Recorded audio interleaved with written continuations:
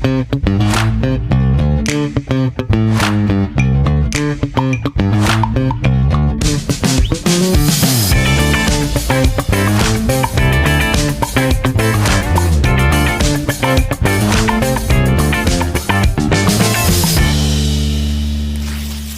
paz do Senhor, meus amados irmãos, alunos, sejam todos muito bem-vindos no STAcast, a mesa da teologia. Este é o podcast oficial da Escola Teológica da Assembleia de Deus em Campinas. Eu sou o professor Alberto, professor e diretor da STADEC, e eu tenho a alegria de apresentar esse espaço onde a fé encontra o conhecimento, onde falamos sobre teologia, propósitos e ministério. Mas, acima de tudo, a palavra de Deus é o centro de toda a nossa conversa. A nossa gratidão aqui, primeiramente, ao querido pastor incentivador desse projeto, que é o pastor Paulo Freire. Ele é o grande mentor, o apoiador da nossa escola teológica, da nossa STADEC. Então, eu expresso aqui, já no início desse programa, minha gratidão ao pastor deputado federal Paulo Freire. Bem, o tema de hoje é sobre os 508 anos da Reforma Protestante. E por isso, esse é um episódio muito especial. Nós celebramos 508 anos da Reforma Protestante, ou seja, de 1517 a 2025. A data da Reforma ficou, então, marcada como sendo o dia 31 de outubro. 31 de outubro é quando se celebra esse ato. Basicamente porque foi nessa data que Martinho Lutero fixou na Catedral de Wittenberg as 95 teses, a maioria delas contra a venda de indulgências. Bem, mas a reforma não foi simplesmente um protesto, né? Mas sim um retorno às Sagradas Escrituras, à centralidade da pessoa do Senhor Jesus.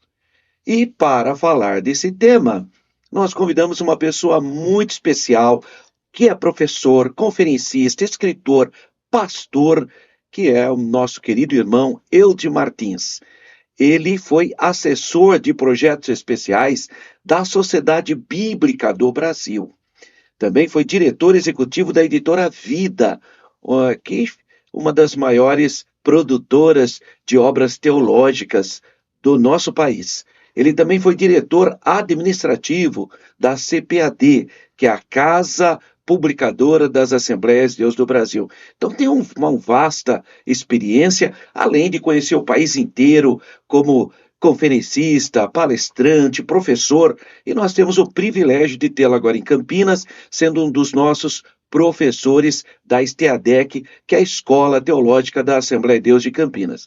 Então, para conversar sobre esse tema tão relevante, eu diria essencial, porque a Reforma Protestante impactou toda a sociedade ocidental. Nós até hoje sentimos. Quando você diz assim, não, eu não vou tomar atitude porque é uma questão de consciência. Isso é de Lutero. Foi Lutero que trouxe essa valoração para o direito de consciência, por exemplo. Mas nós vamos também abordar principalmente as questões relativas à palavra de Deus, a recuperação que a Reforma Protestante trouxe da centralidade das Sagradas Escrituras e da sã doutrina. E o pastor Eudes Martins, professor Eudes Martins, é um defensor da sã doutrina. E por isso é com muita alegria que eu quero receber aqui o pastor Eudes Martins e dar a liberdade para ele fazer a sua saudação inicial. Pastor Eudes, seja muito bem-vindo na Mesa da Teologia. É uma honra ter conosco nesse podcast. A paz do Senhor, pastor Alberto, nosso querido professor, muito obrigado pela honra que me concede de estar contigo, participando desse STAcast. Isso. Tenho assistido já os que já foram gravados, realmente parabéns por essa iniciativa, e para mim é uma alegria muito grande estar aqui com o irmão nesta oportunidade. Muito bem, então vamos iniciar o nosso bate-papo, o nosso diálogo sobre esse tema tão importante. Mas antes de entrarmos na comemoração dos 508 anos da Reforma Protestante, deixa eu te contar uma coisa. O pastor Eudes, que é o nosso professor, ele esteve dando uma palestra muito linda ali na Assembleia de Deus de Jardim Nova Europa. Foi realmente uma data memorável, foi um culto de ações de graças, onde ele trouxe um conhecimento muito edificante. Todos que participaram parabenizaram, gostaram demais desse evento. Então vamos conhecer um pouquinho o pastor Eudes. Pastor Eudes, antes de mergulharmos então nesse tema da reforma, conte-nos um pouquinho sobre o senhor, sua trajetória ministerial, que já deu para perceber que é vasta. A hora que eu peguei o seu currículo, eu pude observar isso. Mas fale também da sua família, e como nasceu essa paixão pela palavra de Deus. Pastor Roberto, eu sou casado há 54 anos com Gessi e com ela tivemos 3 filhos, que já são casados, nos deram 3 noras maravilhosas e 8 netos que nós estimamos muito. Eu fui nascido e criado no lar evangélico. O meu pai, ele foi um policial de grande fama na década de 50 em Niterói, antiga capital do Rio de Janeiro, que antigamente haviam 2 estados lá, né? Estado da Guanabara e Estado do Rio. Ele era o chefe da polícia do estado do Rio de Janeiro, mas um apaixonado pela salvação das almas, pela evangelização. Então ele renunciou a toda a sua trajetória profissional muito bem sucedida na polícia do Rio de Janeiro para ser um itinerante viajando pelo interior do estado do Rio de Janeiro, abrindo igrejas Assembleia de Deus, onde na verdade não havia nenhuma igreja evangélica. Meu pai foi um pioneiro das Assembleias de Deus do Rio de Janeiro. E como filho mais velho, de um total de 8 que ele e mamãe tiveram, eu tive a oportunidade de acompanhá-lo desde os primeiros momentos da sua atuação como um grande evangelista e um pioneiro das Assembleias de Deus no Rio de Janeiro. E dessa forma, desde o início, eu adquiri um carinho muito grande pela obra de Deus e pelo ministério, pela dedicação do meu pai e da minha mãe. Quando eu alcanço lá meus 9 anos de idade, meu pai me coloca numa escola de música. E eu estudo música durante quase toda a minha adolescência, porque estudei música até os 16 anos. Com isso, toquei na banda, dei aula de música, formei bandas de música no Rio de Janeiro, mas sempre cooperando com meu pai na igreja. E com 16 para 17 anos, o meu pai me enviou para o Instituto Bíblico das Assembleias de Deus em Pindamonhangaba, no interior de São Paulo. Naquela época, estudar teologia era um pecado grasso dentro das Assembleias de Deus. Tanto que meu pai não teve apoio da igreja e ele custeou todos os meus custos teológicos do próprio bolso. E era um pastor que tinha um salário muito pequeno, ele recebia apenas 3 salários mínimos, com muitos filhos já nascidos nessa época, e ele falou: eu vou pagar a sua escola, vou fazer esse sacrifício. Mas eu não tinha dinheiro para absolutamente nada na escola, nem para tomar um cafezinho. Mas ali estudei de manhã, de tarde e de noite. E durante aqueles 2 anos, a minha vida mudou. Eu costumo dizer que a minha vida tem 2 fases, antes do IBAD e depois do IBAD. Então, quando eu volto de lá, eu volto com a chama do Evangelho e do estudo de uma maneira muito forte no meu coração. Me lembro muito do pastor João Colenda Lemos dizendo em uma de suas aulas: esta aqui não é uma escola de pastores. Nós não formamos pastores. E ele foi até mais enfático, dizendo: e também não formamos teólogos, mas nós vamos ensinar vocês a cavar.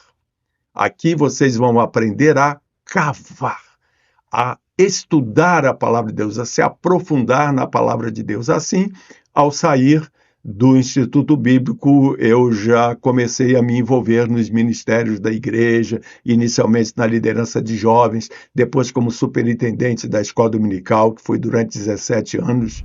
E desta forma, o meu pai é o meu grande mentor, e que, por sinal, se chamava Alberto.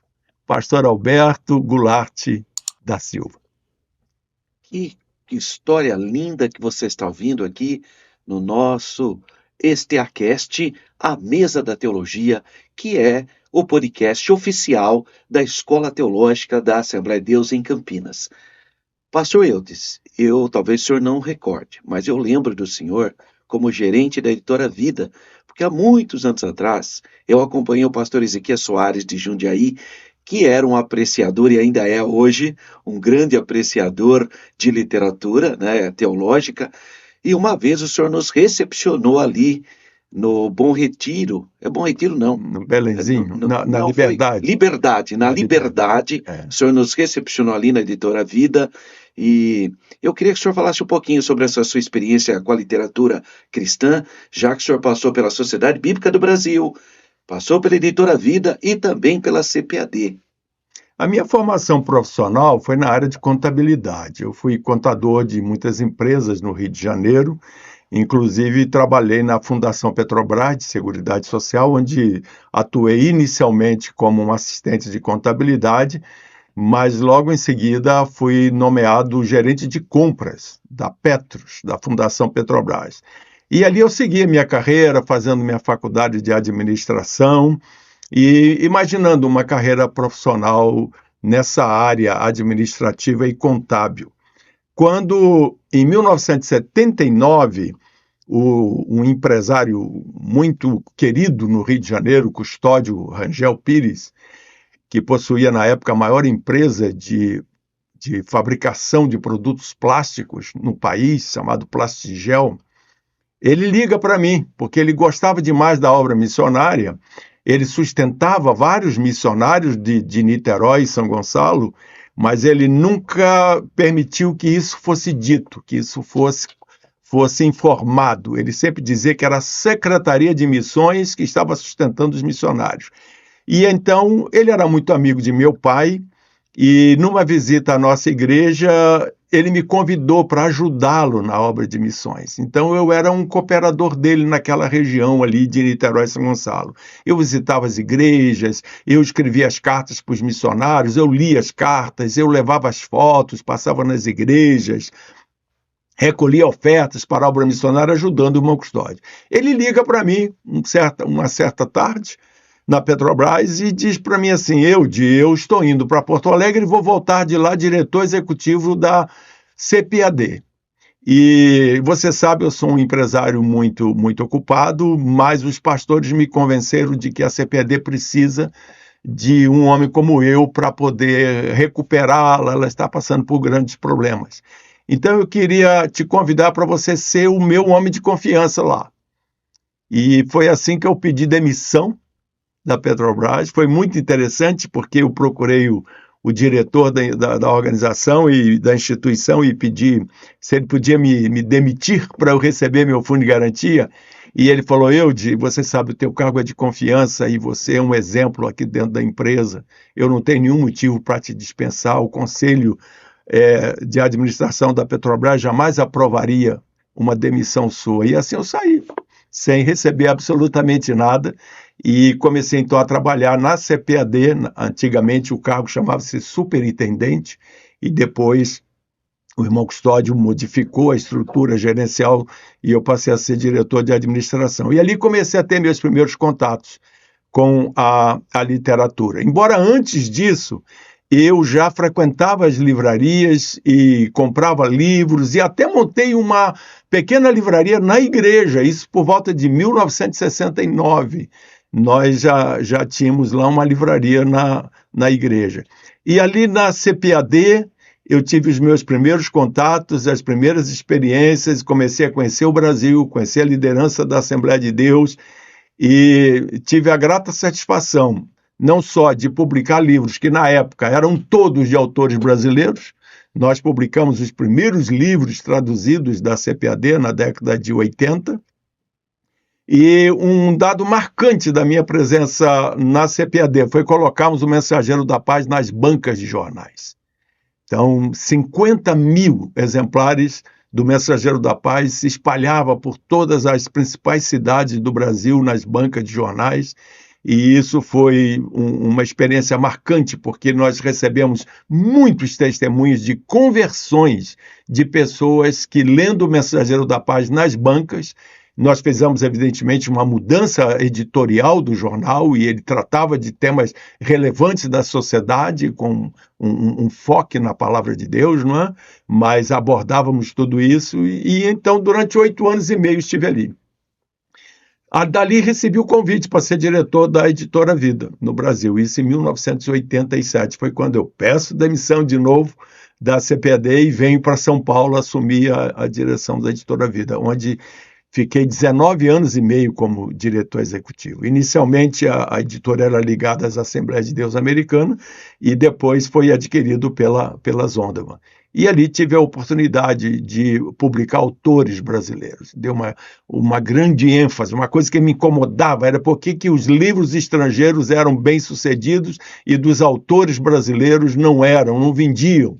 E então, trabalhando na maior editora evangélica do mundo na época, que era a Zondervan, proprietária da Editora Vida, eu pude conhecer os bastidores do mundo editorial e descobri os segredos. Então, o grande segredo do sucesso dos livros americanos é que os autores eles são atendidos por profissionais da editoração do livro, que acompanha toda a estruturação editorial da obra. E assim eu montei uma equipe de profissionais editores na Editora Vida que dava esse suporte aos autores brasileiros, e dessa forma nós pudemos experimentar um êxito extraordinário do talento nacional. Foi muito bom. Muito importante você conhecer também todas as experiências do professor e pastor Eudes Martins. Você está, então, aqui no nosso podcast oficial da Escola Teológica da Assembleia de Deus em Campinas, o STAcast, que é a Mesa da Teologia. Bem, feitas essas considerações iniciais, nós vamos entrar então no tema proposto, que são os 508 anos da Reforma Protestante. E a minha primeira pergunta ao senhor, pastor e professor Eudes, é: o que foi a Reforma Protestante e por que ela começou? Muito bem, pastor Alberto. É muito importante todos nós lembrarmos que a Reforma Protestante ela foi um movimento espiritual e teológico iniciado no século XVI, como o irmão já mencionou, 31 de outubro de 1517, e esse grande movimento buscou restaurar a pureza da fé cristã conforme as Escrituras. Ela começou, na verdade, como uma reação às distorções doutrinárias e morais da Igreja Católica da época, especialmente a venda de indulgências, o afastamento da Bíblia. Martinho Lutero, movido pelo Espírito e pela convicção da graça, ele desejou que a Igreja voltasse à centralidade da palavra e à justificação pela fé. Que maravilha! O pastor Eudes está aqui no nosso STAcast, hoje abordando 508 anos da Reforma Protestante. Então, ainda nessa mesma linha, quem foi esse monge agostiniano, católico, medieval, Martinho Lutero? E qual foi sua principal contribuição para o movimento da Reforma? Professor Alberto, Martinho Lutero foi um monge agostiniano, teólogo e professor alemão, que se tornou o principal instrumento de Deus para iniciar a reforma. A sua contribuição mais marcante foi redescobrir e proclamar a verdade bíblica de que o justo viverá pela fé, baseado na leitura que ele fez da carta aos Romanos, e encontrou esta verdade no capítulo 17, versículo 7. Um outro papel importante de Lutero foi que ele traduziu a Bíblia para o alemão. A Bíblia só estava disponível em latim, e a igreja dominante da época não permitia o acesso das pessoas à palavra de Deus. Mas Lutero é o primeiro que traduz a Bíblia para a língua coloquial alemã, o que nós chamaríamos hoje de tradução na linguagem de hoje, um alemão popular, um alemão que pudesse ser atendido por todos, e assim ele levou a palavra de Deus ao povo comum e defendeu com coragem que somente a Escritura tem a autoridade final em nossa fé e prática.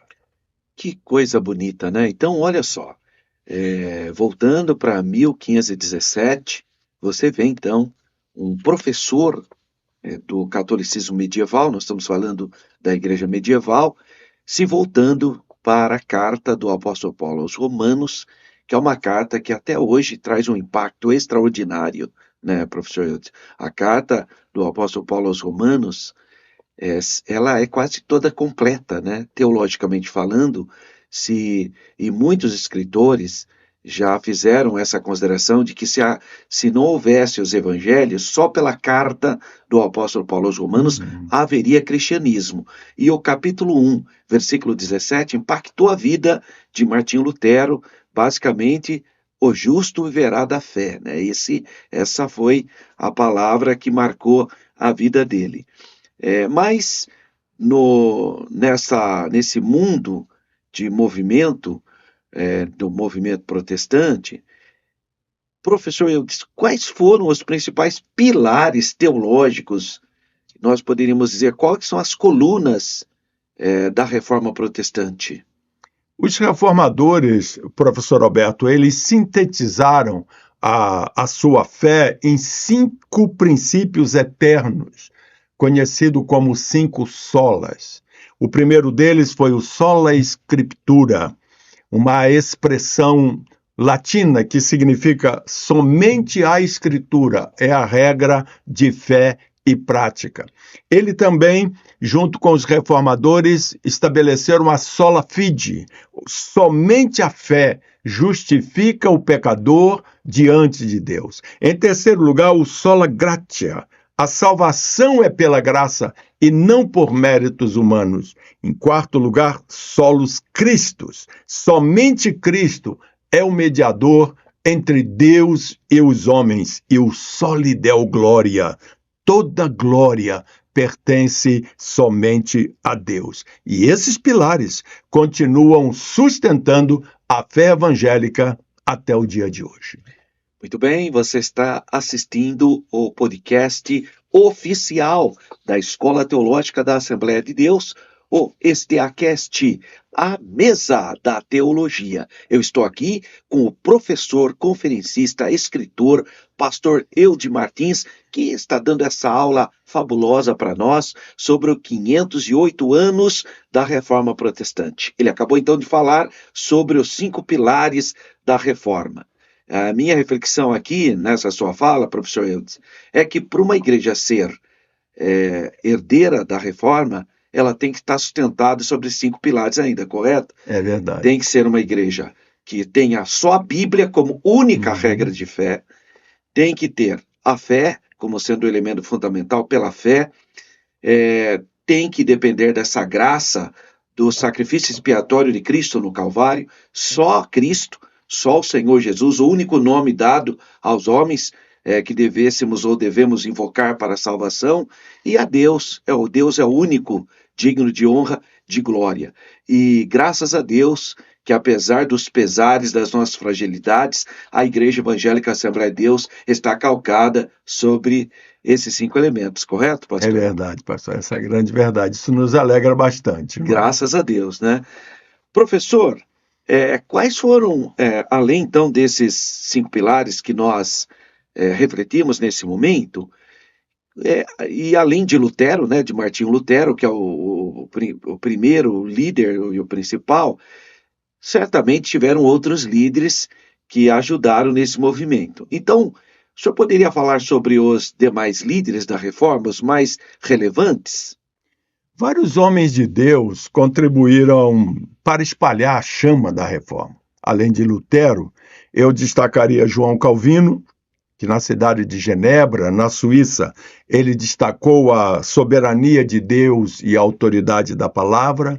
Um outro grande líder da reforma foi Ulrich Zwinglio, na Suíça, que enfatizou a centralidade das escrituras no culto. Temos também o John Knox, na Escócia, que levou o movimento reformado. Ele levou esse movimento reformado a chegar até a formação do pensamento presbiteriano, né, o grande fundador da Igreja Presbiteriana. Podemos citar também Martinho Bucer, Thomas Cranmer e outros que foram instrumentos poderosos em seus países, guiados sempre pelo Espírito Santo. Que maravilha. Olha só, pastor e professor Eudir, eu sou formado em História, né, na Universidade de São Paulo, e nós chegamos a discutir de maneira secular os impactos da reforma. E ouvindo o senhor falar aqui sobre os grandes nomes da reforma, uma vez um professor de História, ele, num certo aspecto em tom irônico, ele zombou da reforma na seguinte perspectiva, que a reforma foi um movimento pulverizador, ele pulverizou o cristianismo. Eu lembro que naquela oportunidade, na discussão que nós tínhamos, eu falei para ele, mas este foi o propósito da reforma, foi pulverizar, dar autonomia para as igrejas, que então, eu falei em outras palavras, o senhor acabou, apesar de ele ter falado de maneira irônica, eu falei, o senhor acabou de mostrar que a reforma funcionou, porque esse era realmente o objeto da reforma, dar essa autonomia, tirar esse modelo monocrático administrativo proposto pela igreja medieval ao ponto de usar uma força repressora para eliminar qualquer pessoa que tivesse uma ideia diferente, fugindo completamente de um dos maiores doutores da Igreja Católica, que foi Agostinho de Hipona, que dizia o seguinte: o que fosse essencial era para manter a unidade, no que fosse essencial. Mas o que não fosse essencial, a liberdade. E em tudo, a caridade. Né? Essa foi um pressuposto muito importante. Por quê? O que é essencial? Nós estamos unidos. O que é o caso hoje das igrejas evangélicas, da herança protestante. O que é essencial, nós estamos unidos. Agora, o que não é essencial, liturgia, forma administrativa, aí a liberdade. Mas em tudo, o amor e o respeito. E eu enxergo algo muito interessante nas 7 igrejas do Apocalipse, porque são 7 igrejas diferentes, mas Jesus se apresenta a todas elas como sendo igreja dele. Então, a ideia da reforma, claro, é bonito você ter uma unidade, um único ministério, tudo isso é bonito, mas não é o modelo da Bíblia, porque você tem 7 igrejas diferentes, autônomas, e Jesus se apresenta ali no início do livro de Apocalipse como sendo a igreja dela. Até nisso a reforma recuperou, porque aí você tem uma igreja sendo organizada na Alemanha, como o senhor já disse, lá na Escócia, o presbiterianismo, e assim vai, e as igrejas com mais autonomia, levando a palavra de Deus, que isso é o mais importante. Mas é claro que a igreja medieval, a igreja católica vai reagir, é claro, né? E então, qual foi a reação, professor e pastor Eudes Martins, da igreja católica em relação à reforma protestante? Olha, professor Alberto, a Igreja Católica, ela reagiu com uma forte oposição. Ela condenou os reformadores e organizou um concílio especial para isso, o famoso Concílio de Trento, que aconteceu de 1545 a 1563. E este Concílio de Trento, ele marcou o início da chamada Contra-Reforma. E esta reação procurou reafirmar as doutrinas católicas, reformar abusos internos nesse aspecto, e foi positivo, e combater a expansão protestante. Apesar da resistência, a reforma já havia lançado suas raízes e transformado para sempre a história da cristandade. Mas é exatamente nesse momento que surgem, não é, os grandes grupos católicos como os jesuítas, que foram enviados ao Brasil junto com Pedro Álvares Cabral e aqui estabeleceram a religião católica como a religião oficial do país naquela época, não é? É impressionante essa questão da reforma católica, porque na história, você tem duas leituras, que pode ter sido uma reforma católica ou uma contra-reforma, né? Tem as duas percepções. Claro que para o mundo protestante foi uma contra-reforma, mas para o mundo católico foi uma reforma católica. Pena que a reforma católica veio tardiamente. Por quê? Porque se ela tivesse acolhido o que Lutero falou, basicamente estaria na mesma. Poderia ter acontecido uma reforma mais sem grandes traumas, né?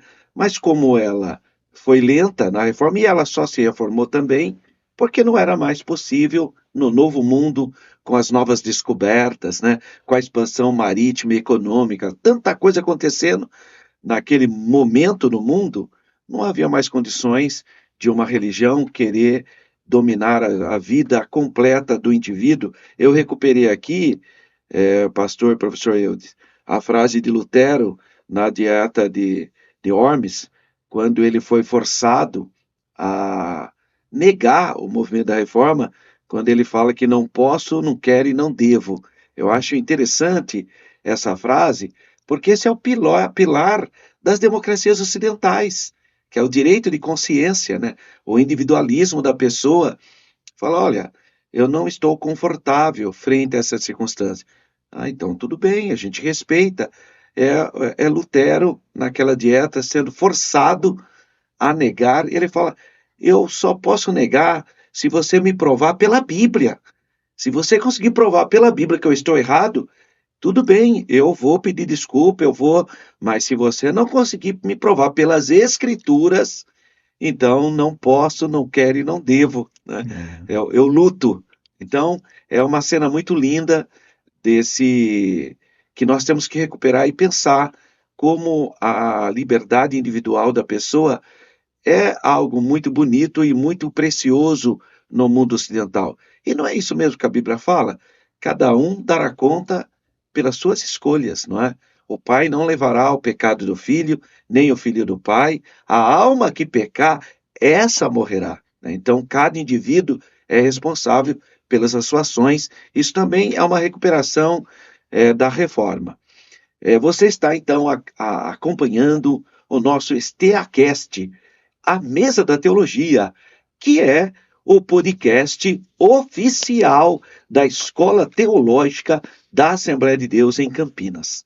Minha próxima pergunta para o nosso querido professor, conferencista, pastor Eudes Martins. Que impacto a reforma teve na sociedade europeia e em todo o mundo ocidental? Professor Alberto, o impacto foi profundo e duradouro. A reforma ela abriu caminho para a liberdade de consciência, que o irmão mencionou brilhantemente no seu comentário anterior. Mas ela também impulsionou a alfabetização e promoveu a tradução das escrituras para outras línguas, dando acesso a outros povos a palavra de Deus no seu próprio idioma.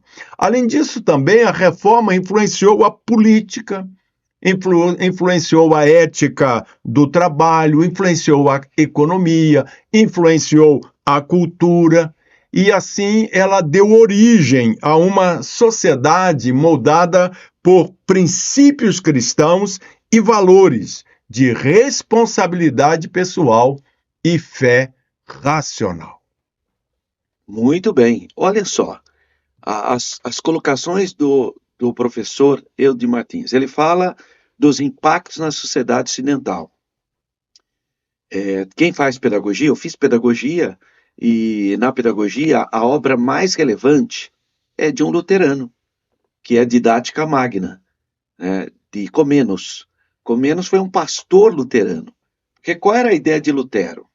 Lutero pensava em escolas públicas de qualidade. Imagina isso, no século XVI, Lutero está pensando de uma educação pública de qualidade, o que nós estamos lutando até hoje, porque eu também sou professor, né? Agora não estou mais lecionando, mas fui professor do Estado por muitos anos, e a luta no Estado dos professores era dar uma educação pública de qualidade para as pessoas, né? Obviamente. E isso já estava na mente, em gestação nas sociedades que acolheram o movimento protestante. Era a educação. Claro, eles precisavam ler a Bíblia, né? Se a Bíblia é tão importante assim, e não é à toa que a Bíblia será também a primeira obra literária a ser impressa, né? Então veja como a gente começa a fazer a ligação, como uma conquista gera outra, e de maneira que, quando se fala de democracia ocidental, não tem jeito de negar a influência da reforma. A própria ideia de Estado secular é uma herança protestante, porque as sociedades protestantes, elas são muito plurais, tem muitas expressões, se dá essa liberdade. E por ter muitas denominações, cristãs ou não, claro que o Estado tem que ser secular, para acolher a todos, diferentes das sociedades majoritariamente católicas, onde a igreja vira um elemento do Estado. Veja, quando o Brasil tornou-se independente em 1822, a Igreja Católica era uma religião oficial do Brasil. Isso não ocorre com os Estados Unidos, por exemplo. Quando os Estados Unidos tornam-se independente, o que ele faz? Um Estado secular. O que é o Estado secular? O que muita gente, professor Eudes, se confunde hoje, achando que Estado secular é sinônimo de ateísmo. Não é. Estado secular é um Estado que protege todas as expressões religiosas, que dá liberdade a todas as expressões religiosas. Não é um Estado ateu, pelo contrário. E isso nasceu com o protestantismo. É exatamente nos Estados Unidos, que é um Estado secular por excelência. O que ele faz? Ele não apoia oficialmente uma expressão religiosa, apoia todas. Dá oportunidades iguais para todas. Todas as oportunidades são oferecidas a todas as expressões religiosas, protegendo, ajudando. Por quê? Porque as expressões religiosas cooperam com o bem-estar do Estado. O Estado não tem braço, não tem força para chegar em todos os segmentos, mas os grupos religiosos chegam. Então, especialmente aqueles que são os responsáveis, né, com a sociedade, não grupos irresponsáveis, né? Claro que o Estado vai ser um facilitador, vai fazer parceria com eles, né? Então, esses são o que nós chamamos de impactos da reforma na nossa sociedade ocidental hoje, né? Muito bem, você então está acompanhando aqui o podcast oficial da Escola Teológica da Assembleia de Deus em Campinas, a STEADEC. Esse é o STEAcast, a mesa da teologia. E a minha próxima pergunta ao professor, pastor conferencista, meu querido amigo Eudes Martins: quais foram as principais divisões e correntes dentro do protestantismo pós-reforma, após a reforma? Perfeito, professor Alberto. O irmão fez um comentário muito interessante a respeito da importância da reforma na secularização das sociedades e o benefício que isso traz para a liberdade religiosa. E é exatamente isso que acontece na Europa e depois em todo o mundo, porque a Europa influencia o restante do mundo através da formação de diversos grupos religiosos protestantes no mundo todo. O primeiro deles é a Igreja Luterana. É interessante que a Igreja Luterana não foi fundada por Lutero. Não é? O Lutero nunca desejou criar uma igreja diferente. Ele queria reformar a Igreja Católica. Ele queria que a Igreja Católica mudasse, voltasse para a Escritura e eliminasse todas aquelas idiosincrasias que haviam lá. Mas a Igreja Luterana surge, então, após a morte de Lutero, e ela é uma igreja muito forte em todo o mundo, inclusive no Brasil. Nós temos 2 grandes grupos luteranos no Brasil que reúnem, somando os 2 grupos, quase 2 milhões de seguidores, né, no Brasil, com a concentração maior nos estados do Sul, mas também em todo o país. A Igreja Luterana está presente em todo o país e é uma igreja que segue os ensinos de Lutero. Nós temos também as chamadas igrejas da Reforma, ou igrejas calvinistas, com foco na soberania de Deus. Uma outra igreja muito forte é a Igreja Anglicana, que é a igreja da Inglaterra, que uniu princípios reformadores com princípios católicos, porque foi uma divisão dentro da própria Igreja Católica. Um movimento muito interessante que vale a pena lembrar foram os anabatistas, que defendiam o batismo de crentes e a separação da igreja do Estado. daí surge a nossa denominação muito forte também em todo o mundo, que é a Igreja Batista, não é? E os anabatistas condenavam o batismo de crianças e defendia que o batismo só poderia ser uma experiência de quem já tinha reconhecido Jesus como seu Senhor e Salvador. E com o tempo dessas raízes surgiram denominações, como batistas, que eu mencionei, os metodistas, os pentecostais, os assembleianos, mantendo viva a chama da reforma. Muito bem. Você está acompanhando, então, o STAcast, a Mesa da Teologia, que é o podcast oficial da Escola Teológica da Assembleia de Deus em Campinas, STADEC. Professor Pastor Eudes Martins, como a reforma influenciou a educação e a leitura das Sagradas Escrituras? Professor Alberto, a reforma foi uma revolução educacional.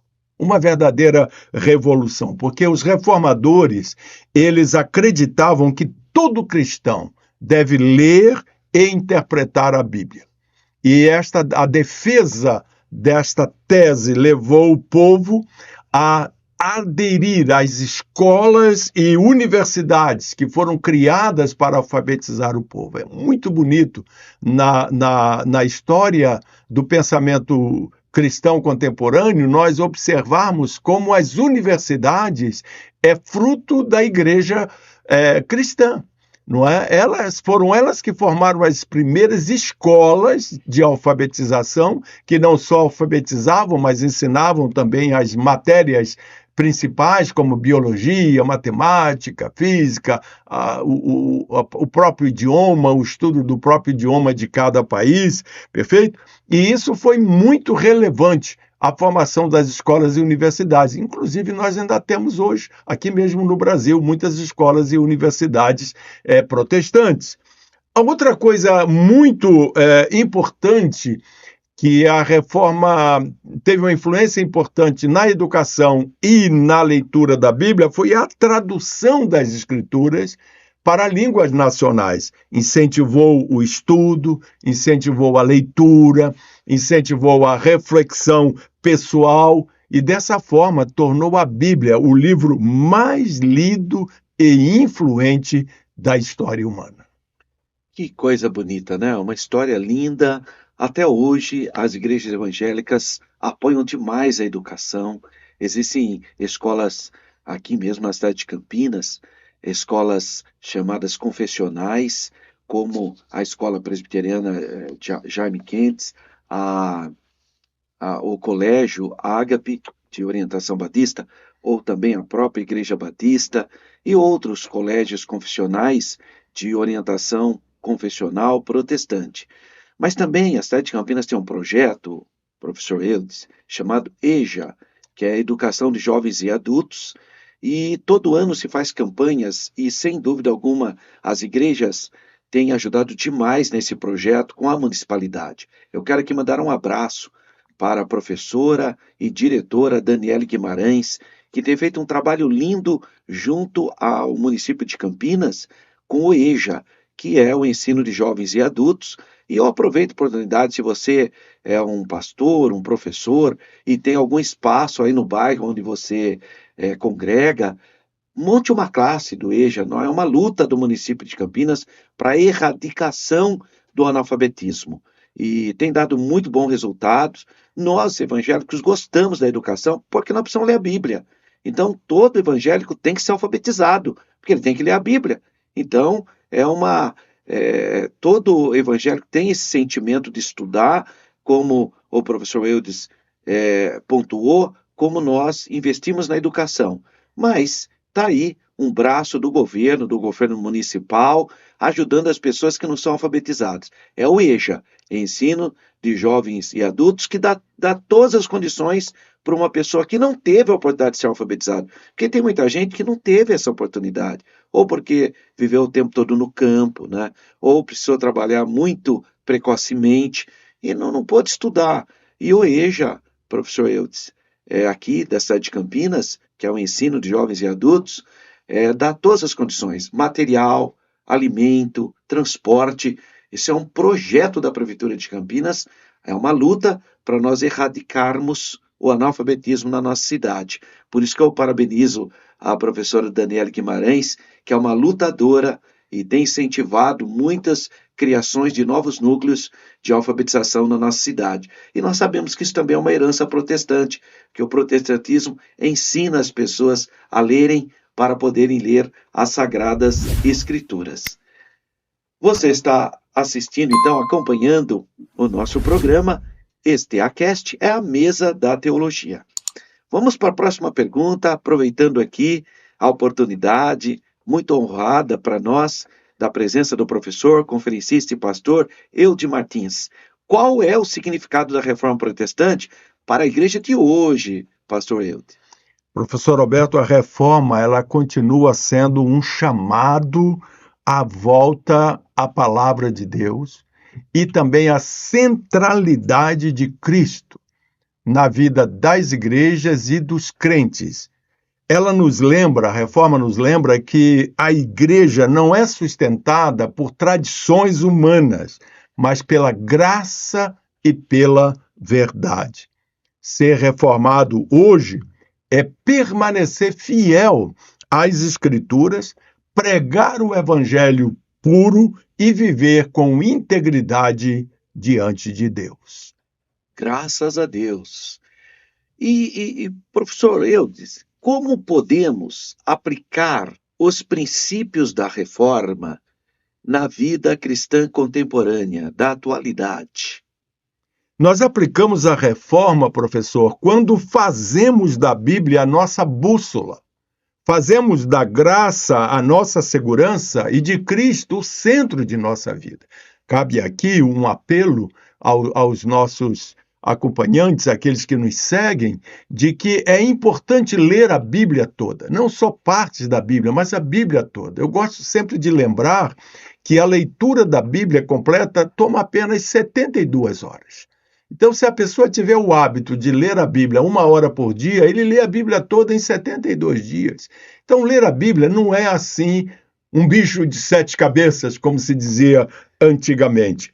E quando nós servimos ao Senhor com humildade, quando nós vivemos com fé, quando nós buscamos glorificar a Deus em tudo, nós estamos aplicando os princípios da reforma à nossa vida pessoal com Deus. Por isso, eu afirmo que ser um cristão reformado é viver diariamente o lema: a igreja reformada deve estar sempre se reformando.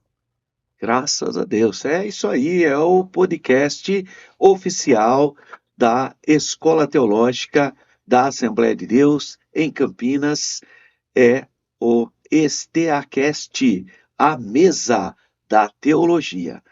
Pastor Eudes, o senhor falando sobre esse assunto tão relevante, que é o incentivo à leitura das Sagradas Escrituras. Essa sempre foi uma prática da Assembleia de Deus. Uma igreja sempre incentivou as pessoas a lerem a Bíblia.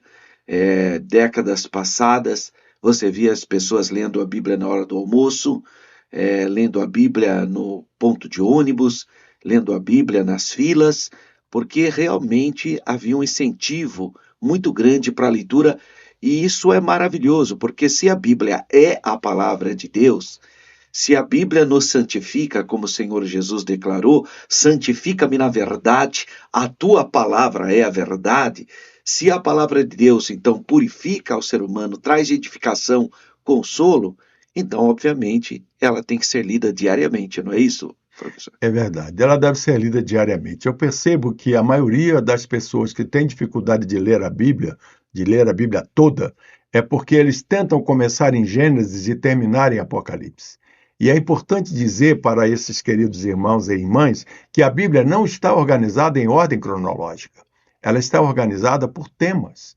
Isso significa que a leitura da Bíblia pode ser em diversas seções da Bíblia simultaneamente, sem problema algum. Você pode começar lendo o Pentateuco e depois, antes de ler os livros históricos, você pode ler o livro de Salmos, você pode ler os Evangelhos e depois volta para os livros históricos, depois lê os profetas. Se você acha que os profetas maiores são livros muito grandes, lê alguns dos profetas menores, retorna lá onde você parou, lê o livro de Jó, os livros poéticos, e assim, você fazendo essa gangorra lá e cá, você acaba concluindo a leitura da Bíblia com muito mais facilidade do que tentando começar em Gênesis e terminar em Apocalipse. Não que esteja errado. Eu, por exemplo, procuro sempre fazer a minha leitura da Bíblia de uma forma sistemática, que eu esteja lendo a Bíblia, sempre a Bíblia toda. Cada vez que eu faço isso, eu uso uma tradução diferente, que é uma coisa também importante. Você lê a Bíblia em diferentes versões, não é? E no momento, neste ano, eu estou lendo a Bíblia do Gênesis ao Apocalipse. Mas eu já li a Bíblia começando do livro maior e terminando no livro menor, começando no menor, terminando no maior. Então existem muitos jeitinhos, como é bem peculiar ao povo brasileiro, de ler a palavra de Deus. A minha maneira de leitura da Bíblia é muito semelhante à do senhor. Eu estou lendo de maneira, seguindo a ordem sequencial dos livros. Atualmente eu estou no livro de Números, mas eu já li os Evangelhos, agora estou em Lucas novamente, e então a minha leitura diária, por exemplo, é sempre um capítulo no Antigo Testamento, em Números, um capítulo no Evangelho de Lucas e lendo a epístola do apóstolo Pedro. Então, você tem sim essa liberdade, né, para ler. Recentemente eu terminei de ler o Evangelho de João novamente.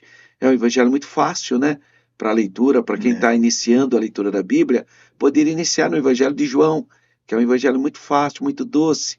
E o importante é que você leia a Bíblia, ou vai para os Salmos, né, que é um estilo mais poético, mas é importante a leitura da palavra de Deus diária. Acho que tem duas coisas fundamentais que é uma conquista da Reforma Protestante: a leitura da Bíblia e a oração. Não é, professor? É verdade. Leitura da Bíblia e oração não pode faltar. Faz parte do nosso cotidiano. É o STAcast, a mesa da teologia, e é o podcast oficial da Escola Teológica da Assembleia de Deus em Campinas. Por falar na STADEC, eu gostaria que o senhor falasse alguma coisinha sobre a nossa escola. O senhor tem tido essa experiência conosco ali. Gostaria de ver o seu parecer sobre a STADEC. Tem sido uma honra muito grande ser lembrado pelo irmão para ministrar algumas disciplinas na STADEC. Já participei do curso de formação de obreiros, ministrando sobre ética cristã para eles. Foi uma experiência maravilhosa ver o interesse dos alunos. E agora estou tendo a oportunidade de dar aulas no módulo avançado da STADEC, que é uma turma bem mais conhecedora das escrituras, né? Já fizeram o básico, já fizeram o médio, e nós estamos, então, dando aula na matéria História do Pensamento Cristão Contemporâneo. Tem sido gratificante demais ver o entusiasmo de todos, mas principalmente chama muito a minha atenção a estrutura organizacional da escola. Ela é muito bem organizada, muito bem estruturada, e todos nós que damos aula ali, nós recebemos um apoio logístico e pedagógico também excelente, que permite que as nossas aulas sejam relevantes para os nossos alunos.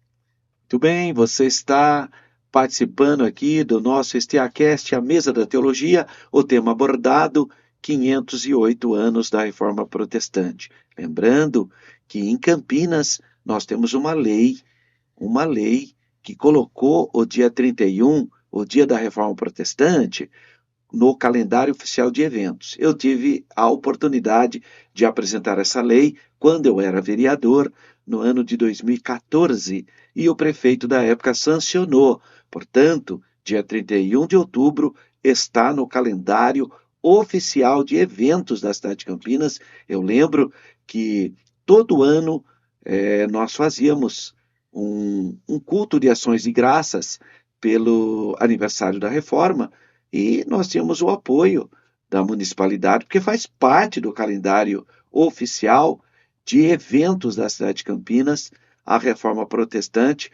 Todo dia 31 de outubro é o dia da Reforma Protestante e está no calendário oficial de eventos do município de Campinas. E nós, então, aproveitamos essa oportunidade. A Câmara Municipal de Campinas sempre celebrava essa data, pelo menos enquanto eu tive a oportunidade de estar como vereador. Eu fui vereador em 4 mandatos consecutivos, então, basicamente, durante 12 anos, nós celebramos, ora na Câmara Municipal de Campinas, ora em algum outro evento, sempre aprovado, porque era uma sessão solene, era um momento que nós também entregávamos alguns títulos para alguns cidadãos que carinhosamente eram pensados da sociedade pelos seus relevantes serviços prestados à sociedade de Campinas. E então nós sempre lembramos com muito carinho essa data que impactou, que impacta as sociedades ocidentais. Eu quero que o nosso convidado, pastor Eudes Martins, conferencista, professor, escritor, faça suas considerações finais. Agradeço, professor Roberto, a honra de participar desse SteaCast. Temos que decorar essa expressão, porque é um nome bonito. Olha a colinha aí, ó. SteaCast, a mesa da teologia. Parabéns, professor. Nos sentimos assim muito felizes com a sua iniciativa do SteaCast e ter a honra de participar então é maior ainda. Parabéns por esta e outras grandes iniciativas que o irmão tem tido na área da educação teológica em nossa região, e estar junto ao seu lado nessa missão nos deixa muito felizes. Obrigado por tudo, professor Roberto. Professor, pastor Eudes Martins, foi uma honra tê-lo conosco nesse episódio tão enriquecedor sobre os 508 anos da Reforma Protestante. Hoje nós entendemos que a Reforma não é apenas um evento histórico, né? Mas um chamado constante à fidelidade da Igreja. E você que nos acompanha, é importante você lembrar que a Reforma continua em cada cristão que decide viver a palavra de Deus, as sagradas escrituras, pela graça, pelo toque especial do Espírito Santo de Deus, a graça de Deus, como Paulo, escrevendo a Tito, no capítulo 2, versículo 11, ele declara, porque a graça de Deus se há manifestado, trazendo salvação a todos os homens. E isso a gente faz em crer no Senhor Jesus Cristo. Paulo declara isso também em Atos 16, 31. Crê no Senhor Jesus Cristo e será salvo tu e a tua casa. E toda a honra, toda a glória pertence a Deus. Esses são também elementos da reforma. Para você que está acompanhando esse SteaCast, a Mesa da Teologia, o podcast oficial da Assembleia de Deus em Campinas, também fica esse chamado. Nos ajude aí, inscreva no nosso canal, é rapidinho, se inscreva lá, deixe um like, aperta o positivinho aí e comente. Se você gostou, escreva aí, olha, gostei muito desse programa, fale de onde você é, deixa lá registrado, eu sou de tal local do Brasil, de tal cidade, deixa lá essas informações, mas eu quero pedir para você, compartilhe, todo mundo, professor Eudes, tem um grupo de WhatsApp, todo mundo. Então eu peço para você, compartilhe esse programa aí no seu grupo e não deixa de se inscrever. É muito importante que você se inscreva e entre no nosso link aí do YouTube, da SteaDec, porque lá tem outros materiais disponíveis para a sua edificação espiritual. Então, meu grande abraço, fique na paz do Senhor, até o próximo episódio no nosso SteaCast, a Mesa da Teologia.